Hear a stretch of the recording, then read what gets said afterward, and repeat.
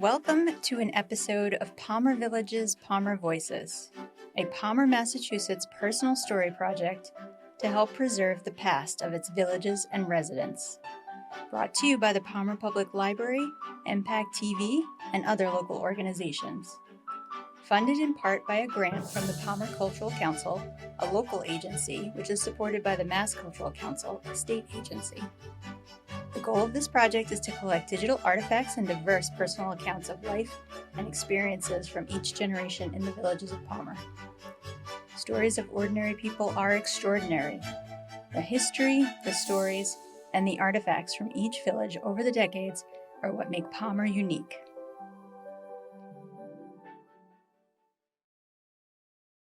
Ignacy Pobieglo was born during the Great Depression. He grew up in Three Rivers with his sister Teresa and several other siblings. He joined the Army as a teenager and became a member of the 101st Airborne.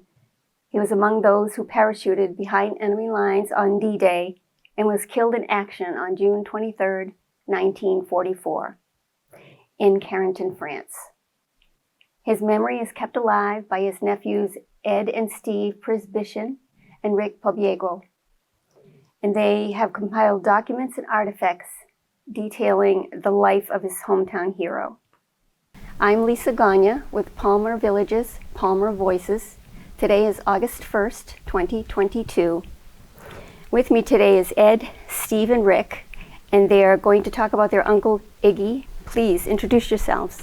Hi, I'm Edward Prisbishin, and Steve's my brother, and Rick's my cousin, and we are Ignacy Pobieglo's nephews, all three of us, and he was my mom's brother, and he was Rick's father's brother.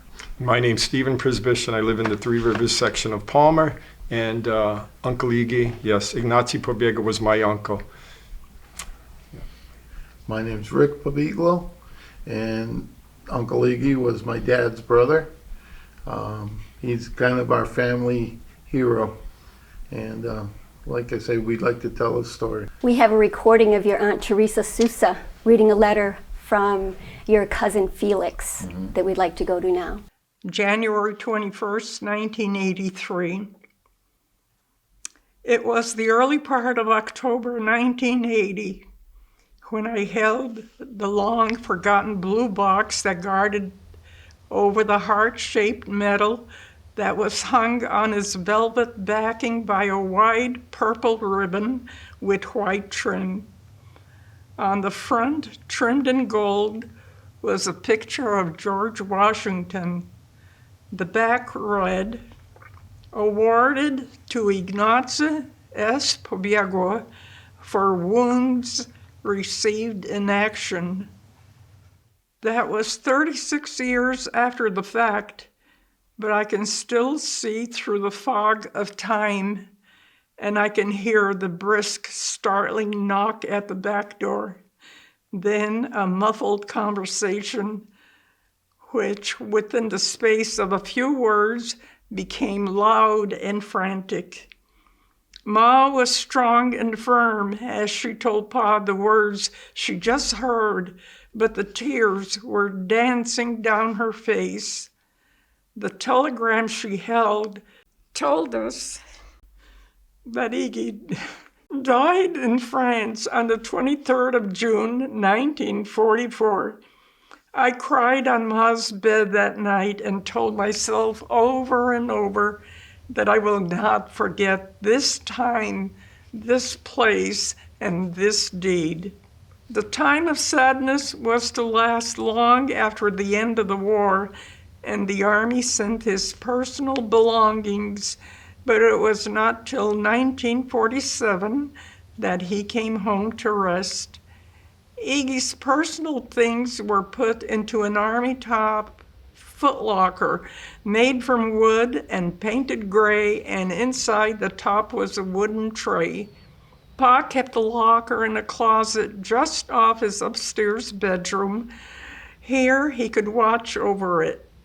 Inside were to be found the following items: medals and ribbons, a dozen or so shoulder patches of various shapes and colors, a cap with a patch sewn to the side, cigarette lighter made of brass, a prayer book that had a metal cover, a few uniforms, a bundle of letters wrapped in a blue ribbon, a very large book which was the history of the 506th Parachute Infantry Regiment, a large brown envelope that had all his military papers, and there was a large olive drab parachute that had the smell of damp silk. All of these things I can still remember. This investigation was started when I asked where Iggy died, exactly where. We knew it was in France, Cherbourg Peninsula, Normandy, but we did not know in or near what town.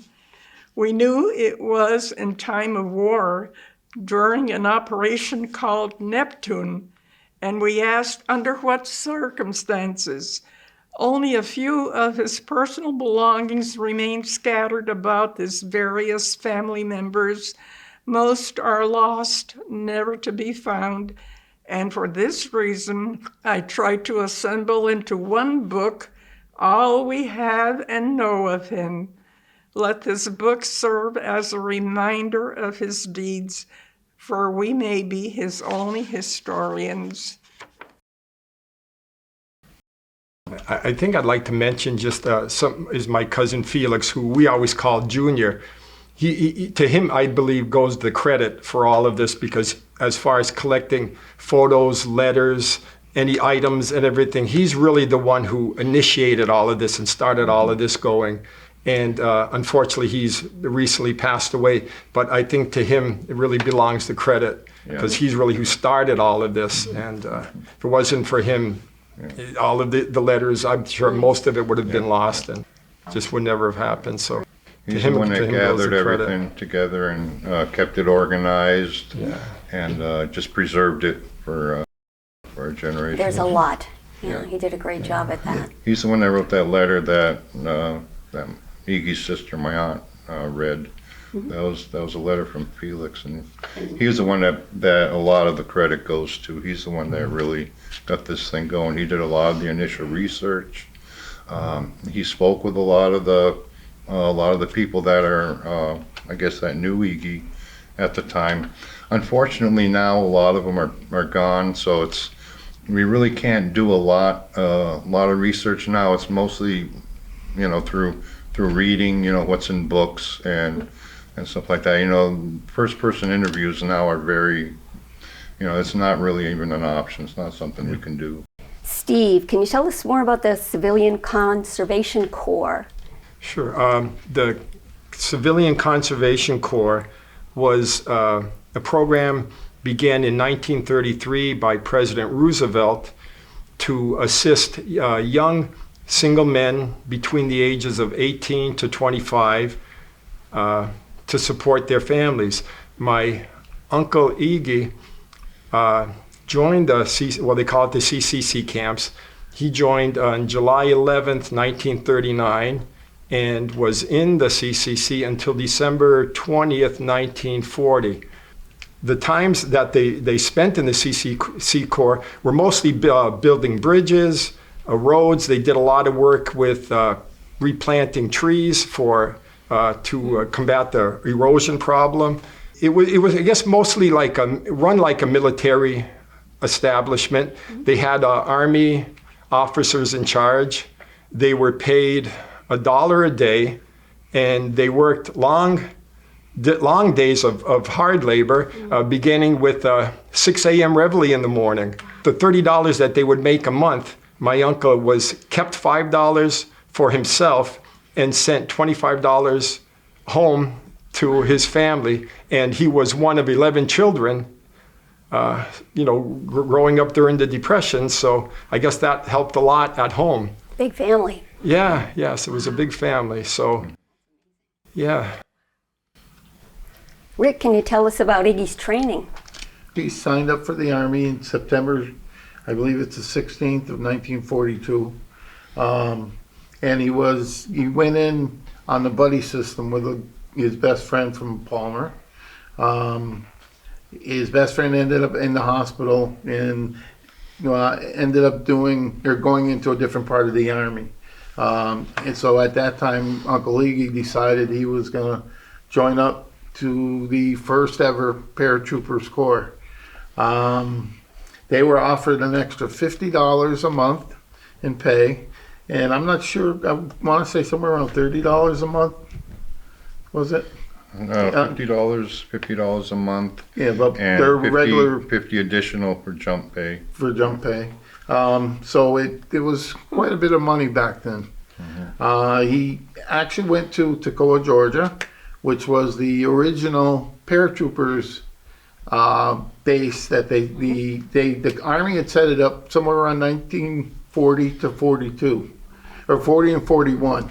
And it was actually a CC camp. And the Army took over the land as a military base. And it has a mountain on it called the Currahee Mountain, which is very important to the guys who attended Camp Toccoa in Georgia. And what it was 3 miles up and 3 miles down, but it wasn't straight up and down. It went up and down and up and down all the way to the top. They were allowed 50 minutes in order to pass their physical fitness, to go all the way up to the mountain, touch the marker, come down all the way back down, and they had to do that in under 50 minutes. That was part of their training. Their first few weeks was basically physical fitness. If you look at today's special forces, these guys did as much as today's special forces. They were the toughest Army guys that the Army could find. Most of them were very brutal. They were tough guys. They did their training, like I said there, and they also started their paratroopers basic training there, which was simple stuff, learning how to land, learning how to roll, learning how to jump out of a plane. And like you say, Camp Toccoa was also the original 101st Airborne was all there. I think it was the 501st, 506th, 511th, and 517th were the original members of Camp Toccoa, which included the 506th, the E Company was, as we know today, the Band of Brothers. So Uncle Iggy trained with those guys. And also and the F Company was called the Filthy 13. At that time, those were our first demolition company that the United States has ever had. He also trained with those guys at Toccoa. The training was, I believe, 2 months, maybe a little longer than that. At the end, and we do have some letters that were sent home by Uncle Iggy talking about him getting up at 2 in the morning, taking a 20-mile hike with a full backpack on. He was also known, too, he was part of a group of gentlemen that marched. Colonel Sink, who was also in the Band of Brothers, was their colonel, and he was the colonel of the whole base. He's the one who found the trail up the mountain, and it was his obstacle course for the guys that he came up with. And he was such a tough instructor. A lot of the guys hated him at first, but until they got to know him, they knew what he was up to, and he wanted a tough group of guys. And some of the guys, like I said, were professional boxers. Even Uncle Iggy, when he came home, he had an experience with the rest of the family where he had said, "I'm probably not coming back from the war." And everybody in the family said, "Why?" He was one of 11. So everybody in the family said, "Why? Why do you say that?" Uncle Iggy said right to everybody, he said, "Hey, I was trained to kill with my hands. I'm going to be right in the middle of things." And he knew back then before he left. Also, he was part of and it's still a world record today, part of a march that Colonel Sink made the guys take. It was 140 miles, and they accomplished that in 72 hours. And that is a world record to this day. It still stands. So he was a part of that group of guys. And like I say, the Band of Brothers came out of the 506. The Filthy 13 came out of the 506. And then after they left Camp Toccoa, they ended up going over to Europe on a boat, which was a commercial boat. and it's the Samira was the name of it, and it housed about 1,000 civilians. The Army put 5,500 guys on that one boat, and it was so packed. These guys, they were all on the top of the ship, and every third day they would get to go inside and sleep on a cot. Well, at that point, a lot of the guys didn't want to go in because all you could smell was oil and guys getting sick, and a lot of guys just slept up on the top, and that was how they ended up getting the Army in massive groups over to England. He actually, too, fought in England. While he was in England, there's a house, and it's a well-known house. It's called the Little Cot House, and it's a lot of royalty from England had that house. Well, when the Army went over, that house was taken over by the 506 and Colonel Sink. That was their headquarters while they were training in England. During Iggy's training, they had a demonstration jump for Winston Churchill and General Eisenhower. And Iggy was one of the ones that jumped for the demonstration jump. And that was his 15th jump. And you needed 5 jumps to get your wings. So he was actually wrote a letter home to the family stating that that day before D-Day, he had actually jumped for General Eisenhower and Winston Churchill. That's impressive. So, yes. Yeah, so we were we're very fortunate to have that letter. And the only other thing, while he was over there, he was part of the group that flew out of Exeter, England. If you've done your history, especially on the Band of Brothers, they jumped out of a Pottery airfield, which was over 750 planes that took off, and you average about 20 men per plane. So he was in the Special Forces when he left England, and there was only 42 planes that flew out of Exeter airfield, and he was one of those gentlemen. And they ended up landing in Carrington on D-Day, and they actually left England right around, say, 12:31 in the morning. So a lot of people relate D-Day as the day when the ships came in. These guys were actually behind enemy lines before the guys came in, and it was their job, it was part of Uncle Iggy's job to take over 4 bridges in Carrington. And part of the Filthy 13's job, which Uncle Iggy fought alongside the Filthy 13, was to capture these 4 bridges in Carrington. And they did that morning. They blew up 2 bridges, and the other 2 bridges, they had explosives underneath them. So their job was to stop the Germans from coming into Carrington and going to Omaha Beach and Utah Beach. And they figured if we could do that, then that would be a lot less casualties for the Americans. And they did complete that task in Carrington. And he did one other thing. He did fight against Hitler's strongest group of guys, which were the 17th Panzer Division. That was the major group of guys that they stopped from going back into Carrington. Ed, can you tell us more about his life and service and his honors and his badges and things like that? Yes, he earned a few medals. He wasn't in combat that long, just fighting in the European theater in Normandy, that was in France. But he had earned the American Campaign Medal, the Army Good Conduct Medal, actually, believe it or not, which is good. The whole unit had a Presidential Unit Citation awarded to them. He was authorized the World War II Victory Medal, even though he was already gone at that time. And what else? Oh yes, the Purple Heart.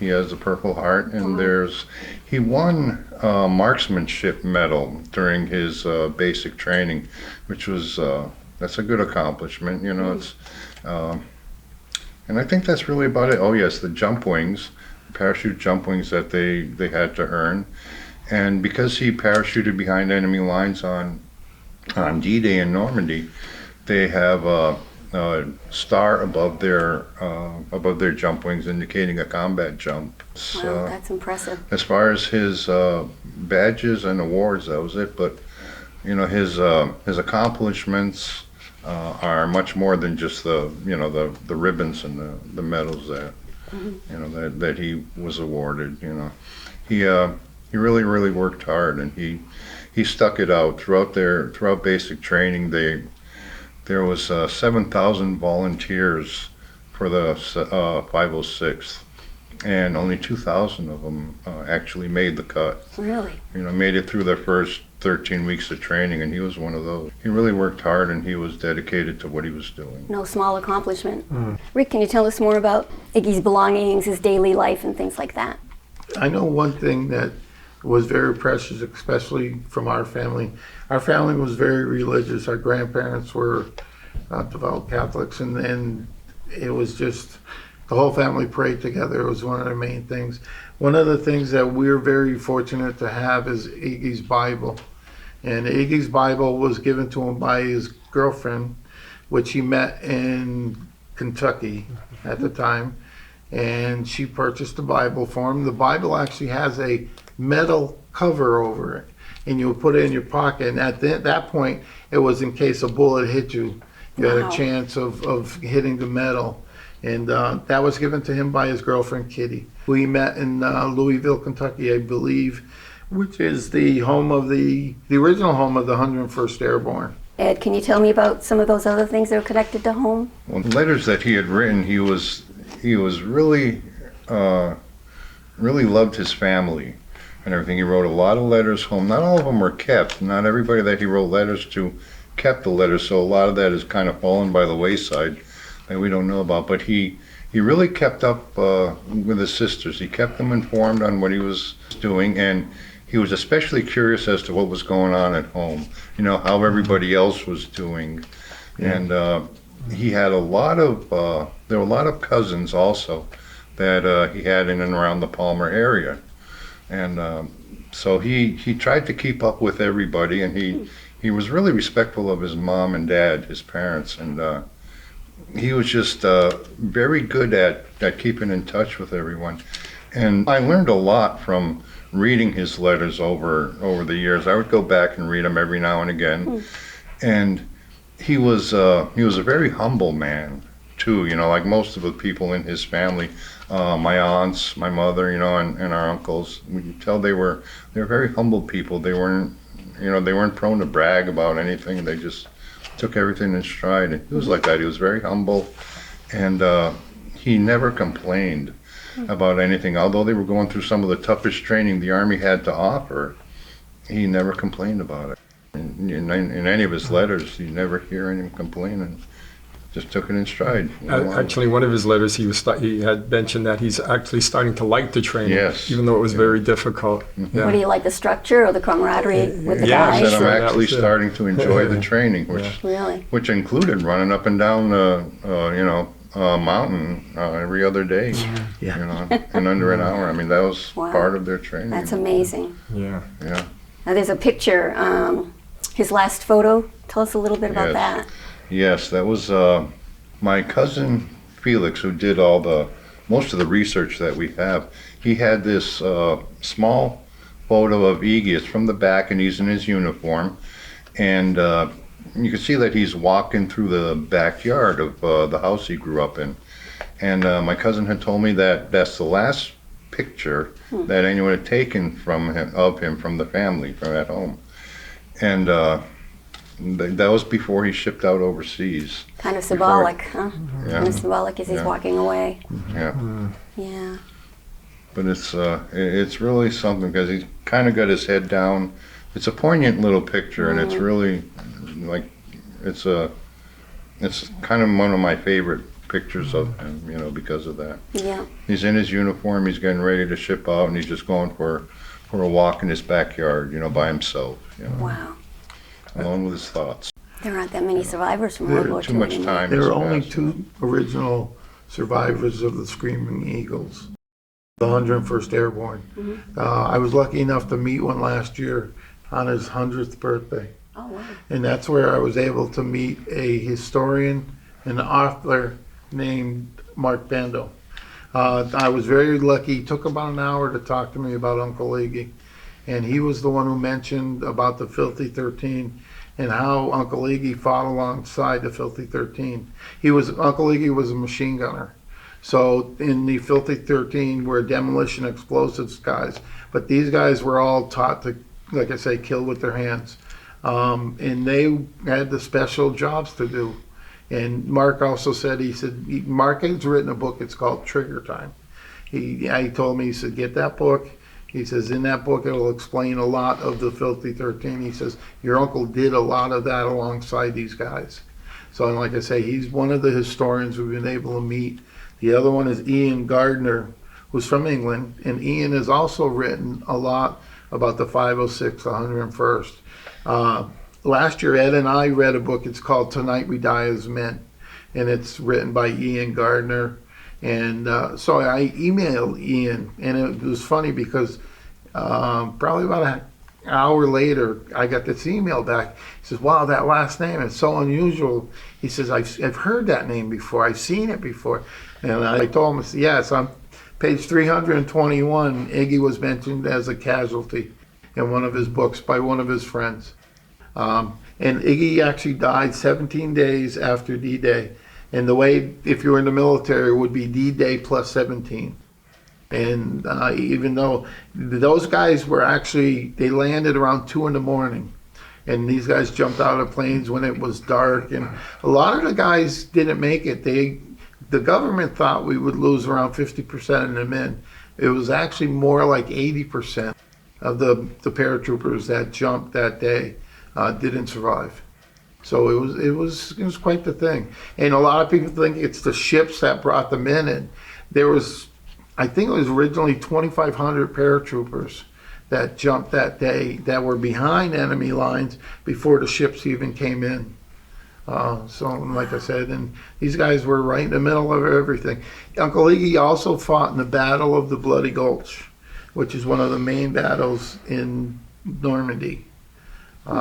He ended up getting an award for that. It was one of the major wars that they had during World War II. Can you tell me more about his death? There's really not a lot that we know about it, except he was killed on June 23rd, 1944 in Carentan, France. Again, we don't know exactly how he was killed, but he was a machine gunner, and we were told that he was guarding some bridge, or he was monitoring a bridge, because the Germans at that time were still counterattacking and trying to get into Carentan. The U.S. troops had taken the city over, and the Germans were trying to retake it. And he was guarding some bridge, so we don't know exactly how. But that's where he was killed, and that's what his company was doing on the 23rd of June. But it's really something, and my aunts and uncles and the parents really took it hard when they got the news that he had been killed in action. And there was one thing that my mom had told me when they delivered the Purple Heart to my grandmother, her mother. She said, "I don't want a medal. She said, I want my son." You know, and it's unfortunately that he was killed in action. You know, and it's just it was a tough time for all of them. I bet it was. Yeah. I bet it was. While he was in England, 3 weeks before D-Day, he was transferred for some reason. That's part of our research. We're trying to figure out why. He went from H Company to Headquarters Company. Now, Headquarters Company, from what I understand, was used wherever they needed to fill in certain areas, and it was pretty much machine gunners. So say they were having a tougher battle at a certain bridge, they would move more machine gun guys there. And they also used Headquarters Company men to fight alongside these other groups like the Filthy 13, the E Company, which was a band of brothers. If they needed more support or more guys weren't returning, they would try and use that group of guys, and they would protect headquarters, but they would also go out and fight with the different groups and companies that More were specialized, it sounds specialized. like. Yes, Okay. exactly.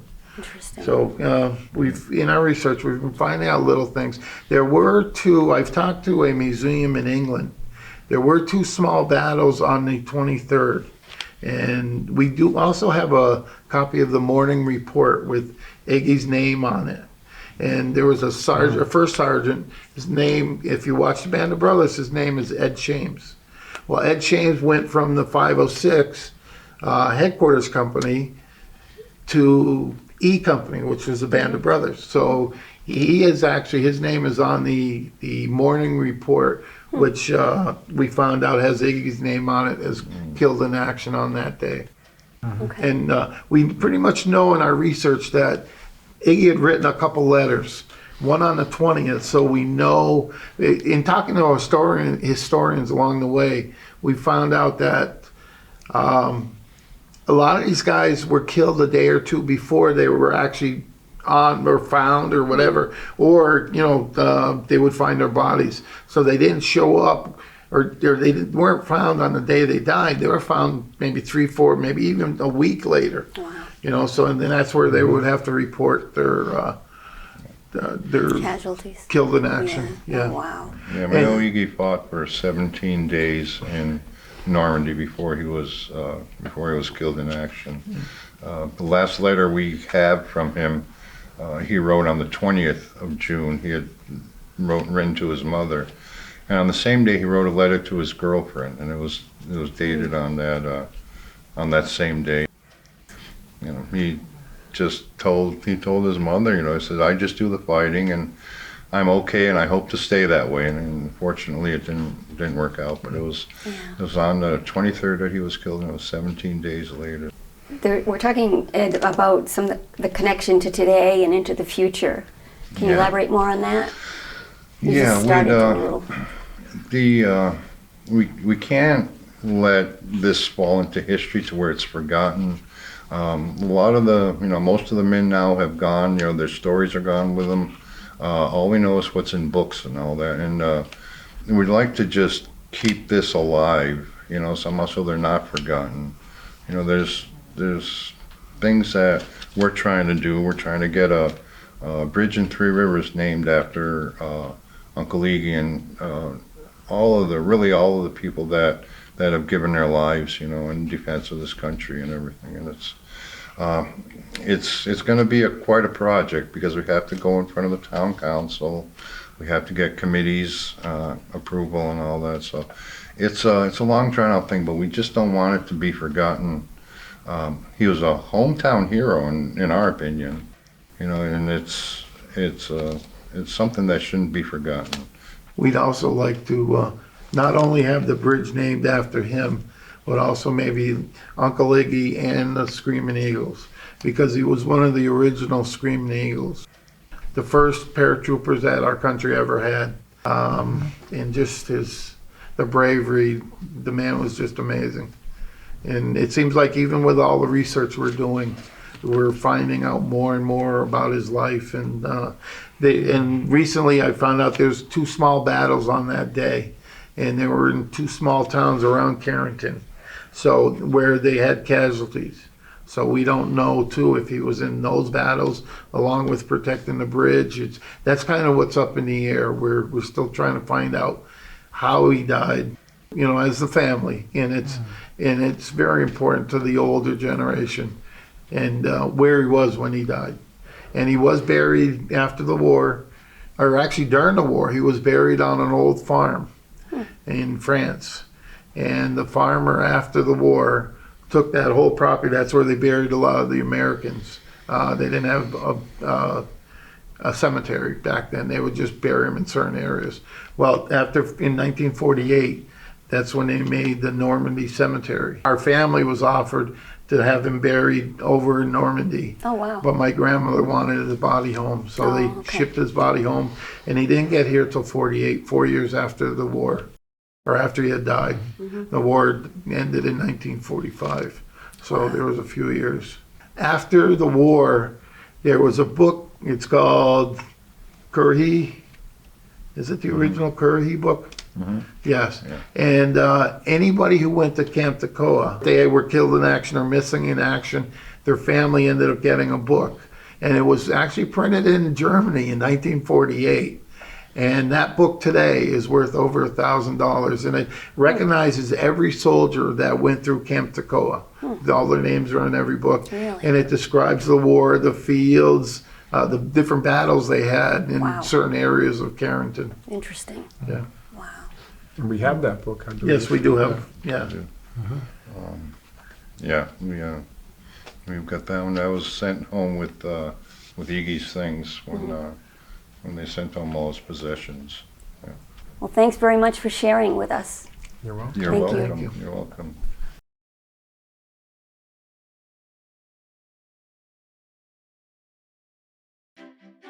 This has been another recording of Palmer Village's Palmer Voices, brought to you by the Palmer Public Library in collaboration with Palmer Cultural Council, Mass Cultural Council, Impact TV, Palmer Historical and Cultural Center, Palmer Historical Commission, and Elbow Plantation Historical Society.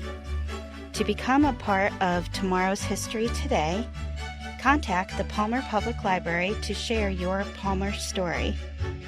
If you know someone whose story should be preserved, we'd love to hear about it. For more information, visit our website at palmerlibrary.org/palmervoices.